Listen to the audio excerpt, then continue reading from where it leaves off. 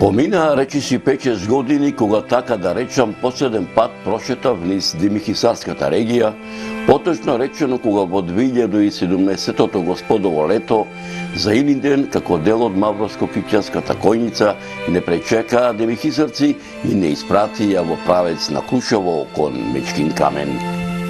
Ете како што вели народот, Господ милувал Демихисарската регија повторно да ја посетам, да направам документарен запис и за селото Жван, да ги надополнам моите досегашни сознанија за етнокултурните и историските знаменитости за ова село, за чие село устните преданија, легендите, митовите, материјалните артефакти, пишаните документи датираат речиси од античко време, старо-македонско, римскиот период, византискиот, отоманскиот и денешното наше современие, кои се дел од парчево земја, кое со милениуми се нарекува Македонија, а народот кој со векови живее овде македонски и е дел од севкупната историја на Македонија.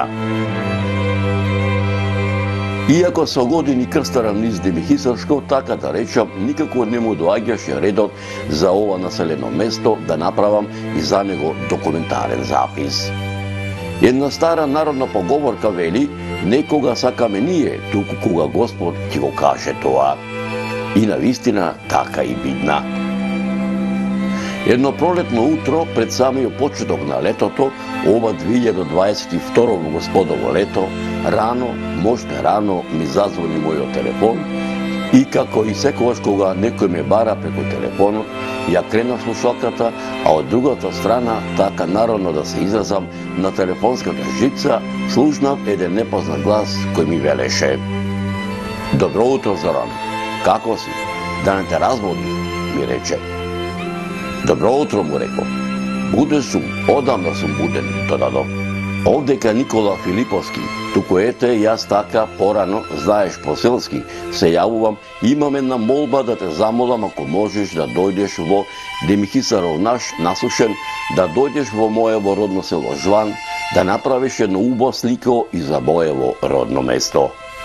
"Што велиш?" ме праша.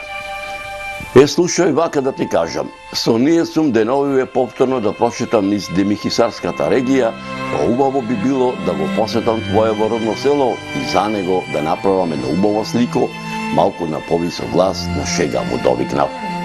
"Ете, сега кандисај се, јас своето си го кажав, сега оставам на тебе," ми рече.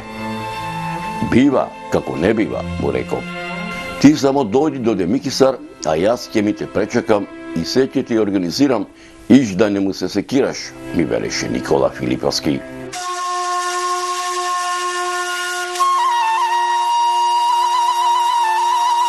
Како по стар обичај, кога патувам низ руралните региони, заборавените села во Република Македонија, за селото Жван тргнав рано, мошне рано околу 4 саатот, народски кажано, но овој пат не со моето возило, со стариот руски джип, со Камазот, кој речиси 20 и кусур години ми е верен сопатник, туку со мојот пријател Тома Станев, кој иако со постојано место на живење е во градот Прилеп, како што и самиот вели, дека никогаш не се чувствувал како прилепчанец, туку како демихисарчанец, затоа што неговите корени водат потекло од селото Жван, од стариот семеен род на крстевци. Поречечи неполни 1 час и 30 минути, народски кажано, возење по магистралниот пат Прилеп, Кривограштани, градот Демир Хисар, свртувајќи десно по магистралата Демир Хисар Сапотница, чија патна делница кривулесто се извиваше најсетне низ југозападниот дел на Прилепско поле, потоа низ Бучинската долина, која река Црна со милениуми ја живопишува, низ средното течение на река Црна, насладувајќи се од пролетната колоритна убавина што природата му ја дарила на овој крај, во раните утрински сати стасав во селото Жван, каде што ступкано како орловско гнездо се будеше огреано од утринските зраци на Демихисарското сонце.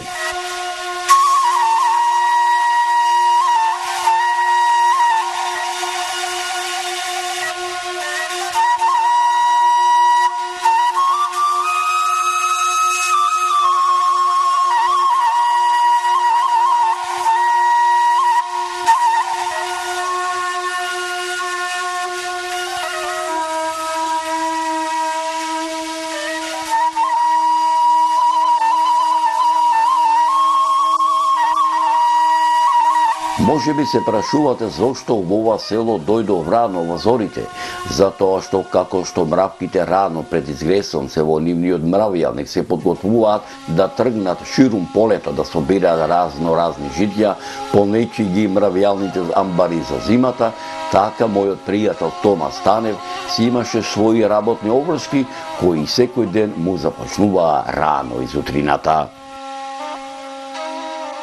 Зоране, ич да не му се секираш, јас ќе ми те донесам пред портика мојот соселанец Никола Филиповски. Знаеш, немој да ми замериш што денеска не можам да бидам заедно со тебе во селово мое, па да ми те прошетам низ селово, да те запознам каде сум роден, да те прошетам низ ливадине, покрај теченијено на Црна, ама знаеш, времето слама продава, времето слама купува.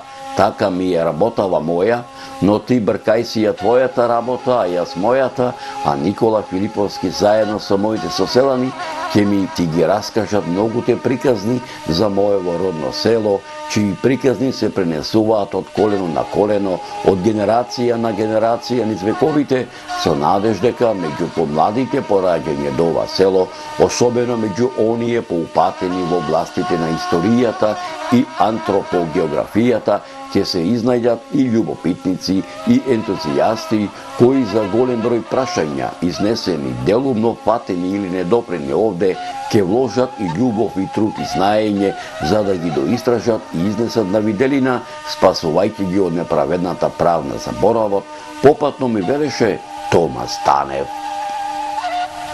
Почитувани мои, насладувајќи се од колоритната убавина што му ја дарила природата на ова село, не забележав колку брзо пристигналме пред портичето, каде што ме пречека Никола Филиповски.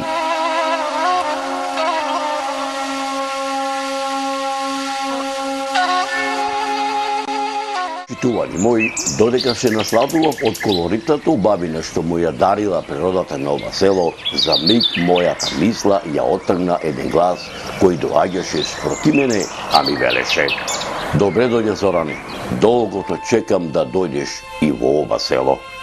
Јас тебе добро те познавам, Зоране, од телевизијана.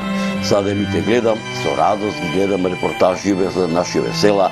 Многу убаво редом ги редиш историографските податоци, иако јас не сум по вокација историчар, ме задоволува фактот што сите податоци што ги кажуваш во репортаживе се веродостојни, а и ги имам проверено листајќи низ моја на историографска литература со која располагам. Иначе моето име е Никола, а презиме Филиповски. Ако се сеќаваш, кога пред неколку месеци се слушнавме преку телефон, кога начално те поканив еден ден да го посетиш моево родно село, село Лошван, ми велеше: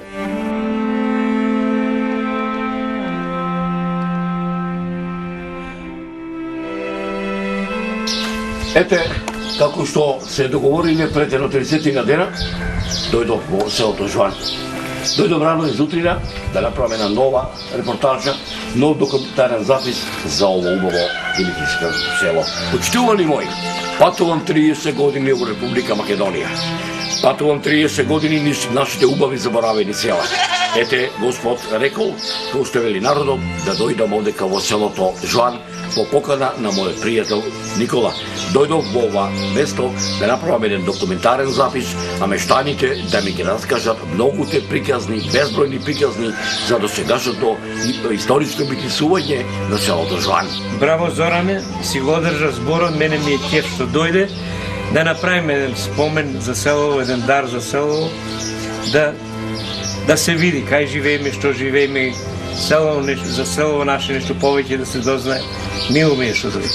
Јас би додал. Мило ми е и со пријатели што. Јас би додал едно, дека се тоа што го работиме, да го ставиме на генерациите наши помлади, не само демихисирчани, не само по потекол селото Жван, туку на генерациите наши македонци, каде било тие да живеат, дали во Република Македонија, дали во Егејскиот, Пиринскиот, Вардарскиот дел на Македонија, ширум Америка, ширум Австралија, да не остани покриено на прахта да заборават, затоа што убаво место од родниот крај нема и каде. Ете, да ви рекол, голема чест и задоволство што денеска ќе бидам гостин, а твоите мештани Овој мој водичи низ селото Жван да направиме еден нов документарен запис. Благодарам уште едно, Зоране. Ова што го работиш ти, што сакаш да го направиш и што, еве, јас те повикав тебе, останува нешто за душата и наша и за душата на ините поколенија. Да знаат кој сме, што сме, од кај сме, да си знаат нешто од нашето минато. Ако е село, тоа си има своја историја, своје минато. Овој крај родил илјадници, би рекол, интелектуалци и се уште ќе ради. Значи, духовната енергија, една работа е ова што го правиш е во духовната сфера, треба да ги подкрепи срцата и душите на луѓето и натаму да продолжат како нашите претходници. Затоа што би рекол уште едно. Секоја грудка земја, секоја капка вода, кој ќе е стишни човек овде од селото Жван, ќе покажи само историја. Историја на ова парче земја кој што со милениуми се нарекува Македонија и на народот кој што живее македонски. Да сме здрави и живи и да работиме. Зоране, јас сум многу чувствителен на ваков муабет, затоа што сум емотивно врзан со ова село. Скопје живеев, по не знам колку пати на денот за село Жван ми текнуваше. Овде за мене е рај. Откако што се вели, за кратко време си се прикажавме, си го почнавме муабетот надолго и на широко за селото Жван со мојот домајчи Никола Филиповски, за брзо време околу нас се собра и други мештани од ова село, кои налик на она што претходно ми го кажа Никола и тие ми велеа. Зоране, редно е да си дојдиш и ти дома. Ајде со нас, како нашта ја сапиме, како домороден да си во селово. Секаде ќе те прошетаме, ама се да снимиш, се да забележиш, да се види, да видат сите кои сме, што сме, од кај сме и да види цел свет, какви домаќини сме, како по старо време, така и до ден денешен, кај нас овде во нашево село, во село Жван, ми велеа.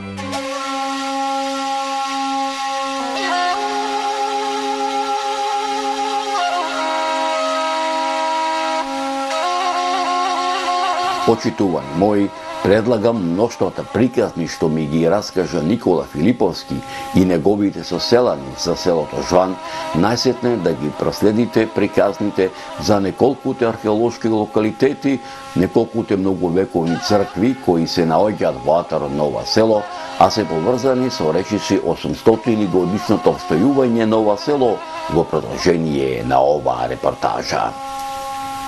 Зоране, во атарот на нашево село се наоѓаат неколку археолошки локалитети, како што се археолошкиот локалитет Градиште, археолошкиот локалитет Латинска црква, археолошкиот локалитет Свети Архангел, неколкуте цркви, како што се Соборната црква Света Петка, Латинската црква, црквата Свети Архангел Михаел, црквата Свети Илија и неодамно изградениот женски манастир, а на тромеѓето меѓу селата Жван, Слоештица и Бабино, на местноста викана Топлица, се наоѓа манастирот посветен на Свети Никола, меѓу демирхисарци, попознат како Топличкиот манастир, ми вереше Никола Филиповски.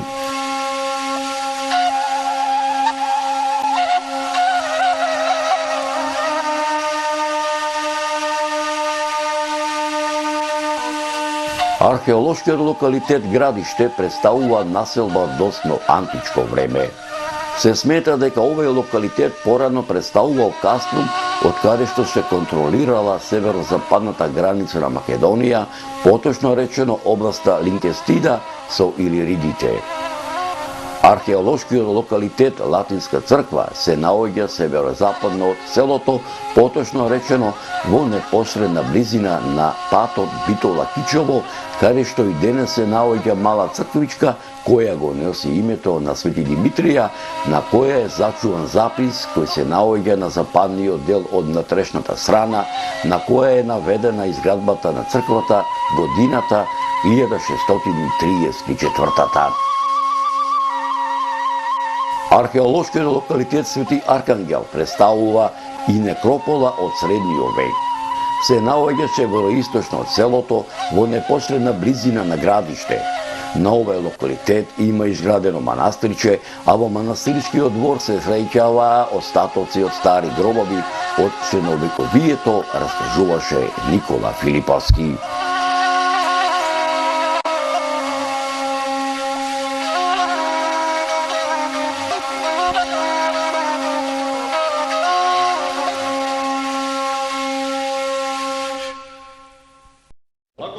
Црквата Света Петка се наоѓа на височинката која доминира на делот Селово, покрај левата страна од патот кој води кон градот Демир Хисар на 100 метри од Латинската црква. Нашата црква воедно е и Гробијанска црква. Нашата селска црква која го носи името на Света Петка е многу стара црква. Во историографските записи нема точно утврдена дата на незината изградба, но се претпоставува дека под незините темели се наоѓаат остатоци од ранохристијанска базилика, а тоа се темели и на кажувањата на постарите мои соселани дека оваа црква е тесно поврзана со 800 годишното постоење на моево село.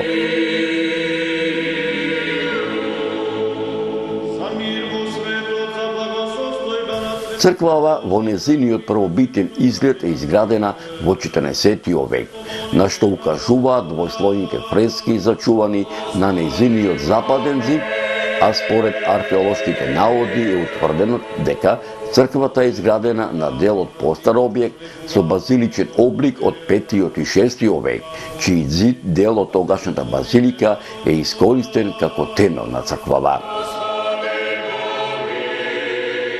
Црквата е градена од кршен камен и кал и од неа денес се сочувани само западниот зид, западниот врез и делот подот кој бил поплочен со доломитни плочи поставени во средишниот дел на наосот во вид на медаљон.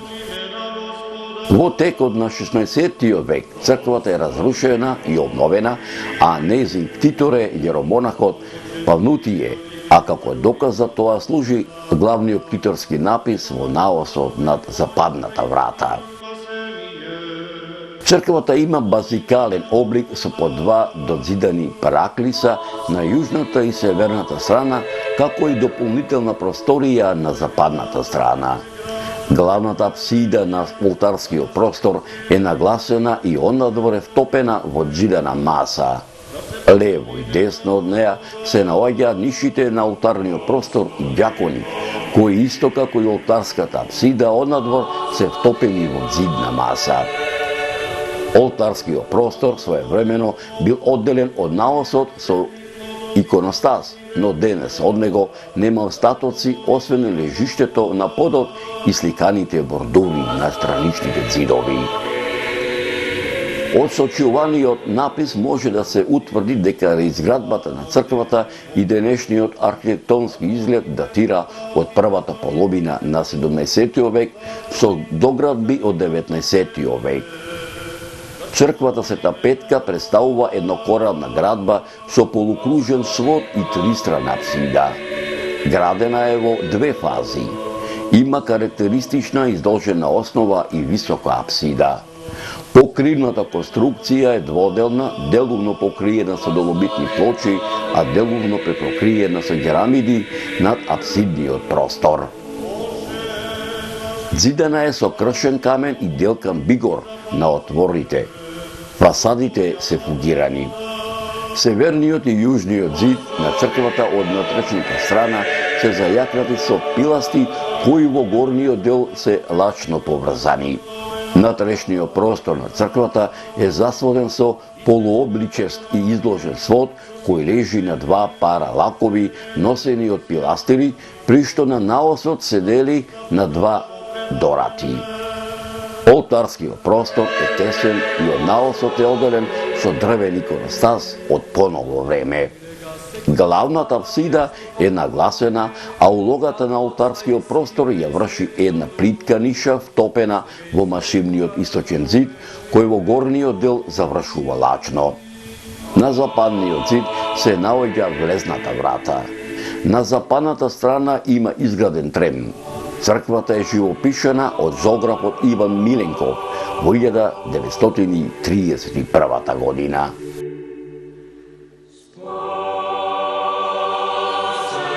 Се претпоставува дека постариот дел од црквата потекнува од пост-византискиот период.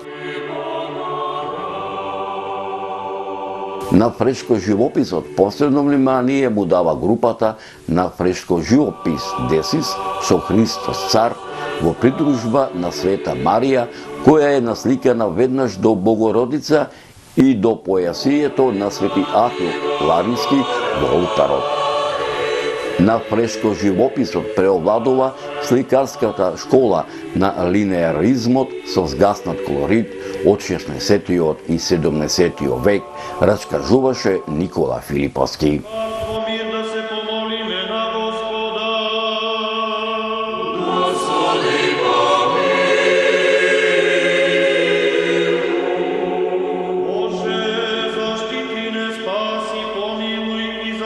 Црквата Свети Димитрија меѓу Димихисарци, попозната како латинска црква, представува еднокоравна градба со свод од тристрана апсида. Зидена е со кршен камен во варов малтер, зајакната однатре со два пиластири на северниот и на јужниот зид и покриена со полукружен свод. Црквата има тристрана апсида, однатре со две ниши од северната и јужната страна. Зидовите и отворите се зидани од делкан бигорен камен. Се до втората половина на 18-тиот век црквата била покриена со доломитни плочи, а се до втората половина на 20-тиот век со турски джирамиди, за да денес е покриена со лесковачки герамиди.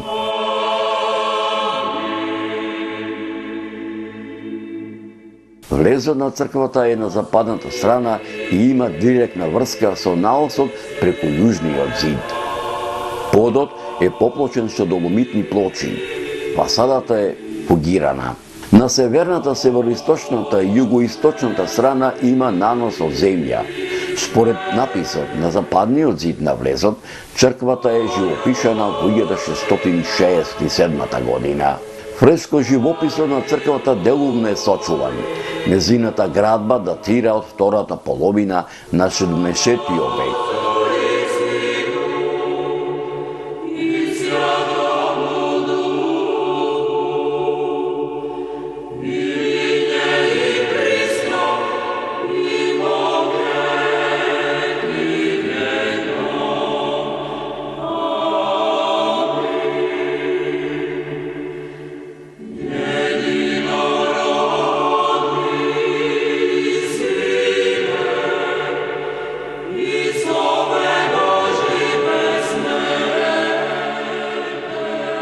Во оваа црква во минатото постоело црковно училиште и препишувачка школа на вредни црковни книги, преку чии просветителски дејности свештениците го ширеле православието во овој дел на Денихисарската регија, раскажуваше Никола Филиповски.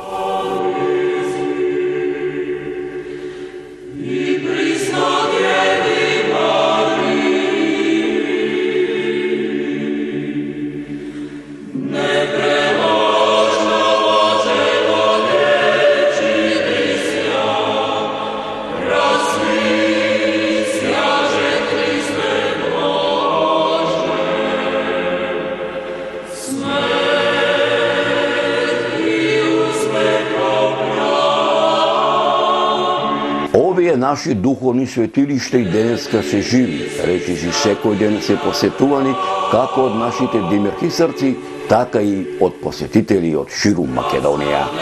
Секоја црква си има свој патрон, а тоа е светецот по кој го носи името, а во негова чест црковниот одбор организира празнување.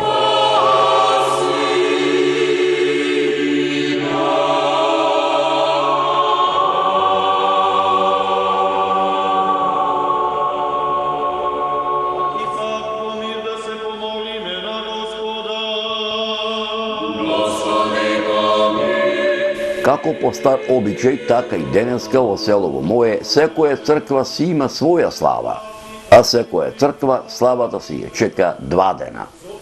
Првиот ден се нарекува заслуг, а вториот ден е поделен на 2 дела, и тоа утринска литургија и ручек. Зоране, ќе се обидам да ти опишам што значи заслогот, утринската литургија и ручекот, ми велеше Никола Филиповски. Секоја црковна слава започнува со заслог. Тој започнува ден пред датата на која паѓа празникот, поточно кажано во приквечерината, а вообичаено започнува по прекрашувањето на пладината, кога црковниот одбор си ја завршува подготвителната гостинска работа.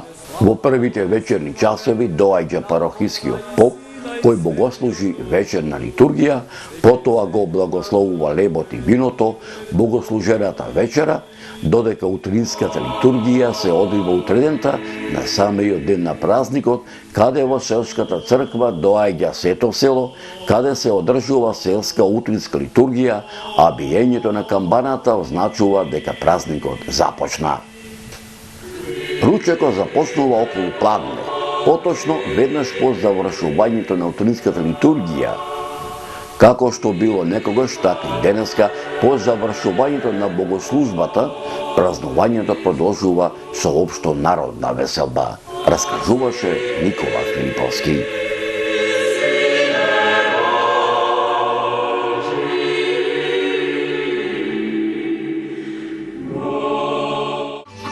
А инаку, летна слава е Света Петка, за сите. Па дури и дојденци што се овде, ја земат летната слава Света Петка. А има дори поред Митровденци, има Свети Николовци, има Петковденци и така. Село броеше на времето може 1100-1200 души, сега за жал некаде 230-240 стални и повремени некаде 30 души, 35 летно време поживо. Селото има горе-долу добра инфраструктура, поврзани се со саобраќај. Природата ни е одлична, значи врските саобраќаи не се лоши. Мене ме радува фактот што во последно време почнува да се интересира козичката. се интересира. Има име. Се уште две. Мајке ми имаше на коза бела зланска љубица, викале.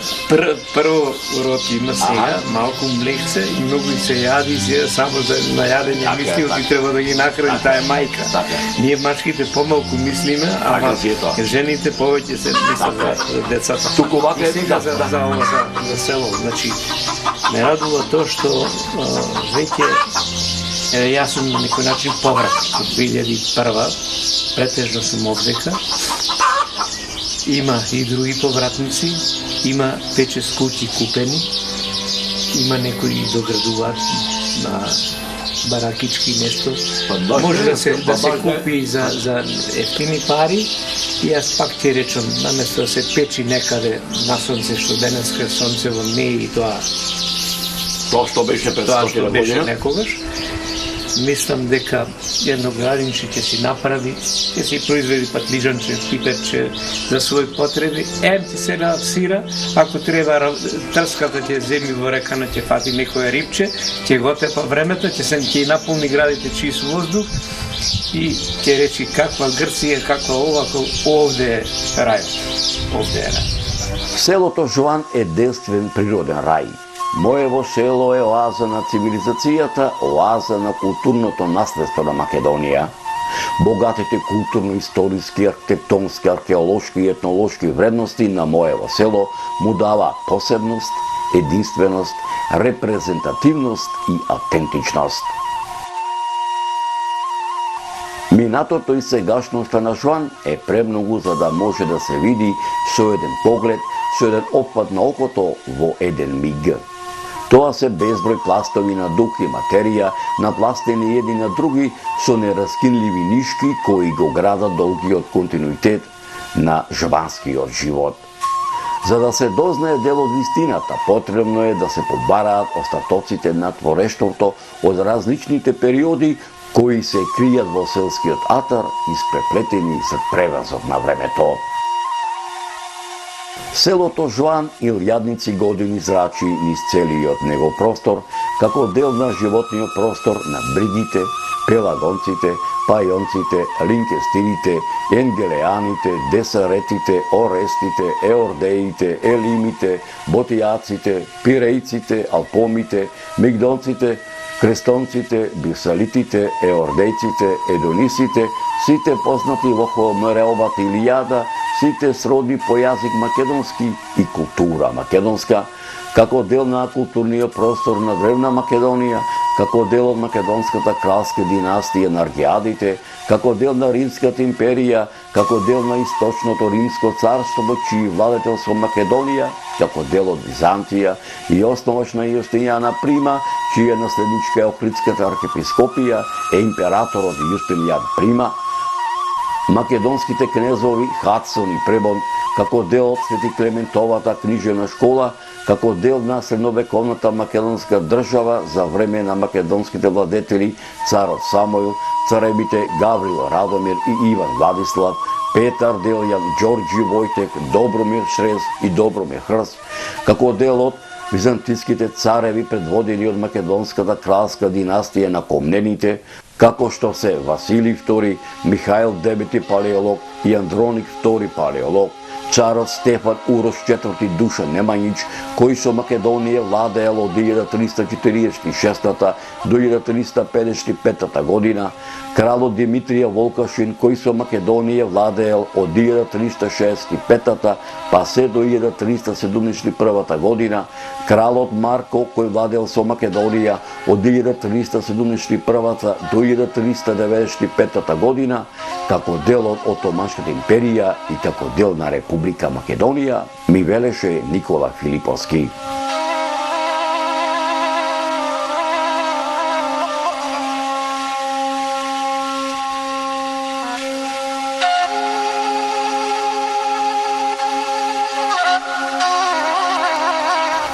Зоране, ова е само дел од многуте мои приказни за моево родно село Жуан, кои приказни ти ги раскажав колку што знаев и умеев, чии приказни се пренесуваат од колено на колено, од генерација на генерација низ вековите во моево село, кои на тебе ти ги оставам на твој својствен начин да ги срочиш во оваа репортажа, кои се упатени не само до помладите по раѓање или по потекло до ова село, туку и на оние кои што се поупатени во областите на историјата и антропогеографијата, каде што ќе се изнајдат и љубопитници и ентузијасти кои за голем број прашања, изнесени, делумно патени или недопрени овде, ќе вложат и љубов и труд и знаење, за да ги доистражат и изнесат на виделина, спасувајќи ги од неправедната правна заборова, ми велеше Никола Филиповски.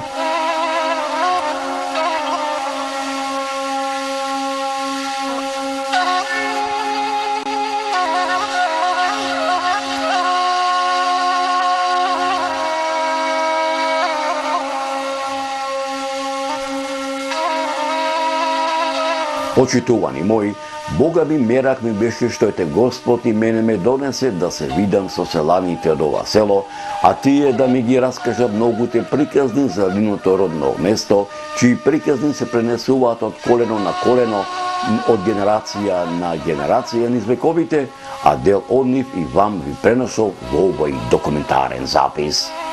На мојот престој во демихисарското село Жуан му се ближеше крајот.